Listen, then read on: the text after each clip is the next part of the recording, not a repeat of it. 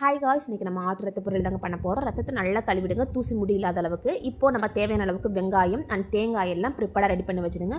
இப்போ நம்ம தாளிப்பு கொடுக்கணுங்க. தாளிப்புக்கு தவாவில் எண்ணெய் ஊற்றி சோம்பு, சீரகம், கடுகு, உளுத்தம்பருப்பு, பச்சை மிளகாய், வெங்காயம் இது எல்லாம் நல்லா பொரிஞ்சு பொன்னிறமாக வர அளவுக்கு வேகிற அளவுக்கு நம்ம நல்லா அடுப்பை சிம்மில் வச்சு நல்லா கலரி கொடுங்க.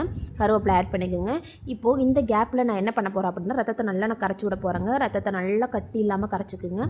தேவையான அளவுக்கு நீங்கள் உப்பு கூட அந்த இப்போவே போட்டு ஆட் பண்ணிடலாம், சரிங்களா? இப்போது வெங்காயம் பொன்னிறமாக ஆன உடனே நம்ம கரைச்சி வச்சுருக்கிற ரத்தத்தை நம்ம இதில் ஆட் பண்ணணுங்க. ரத்தம் நல்லா ஆட் ஆகிறதுக்கு முன்னாடி கலக்கி விட்ட பிறகு தேவையான அளவுக்கு மஞ்சள் தூளும் நீங்கள் பெப்பர் பவுடரும் போட்டிங்க அப்படின்னா உங்களுக்கு இன்னும் டேஸ்டியாக இருக்கும்.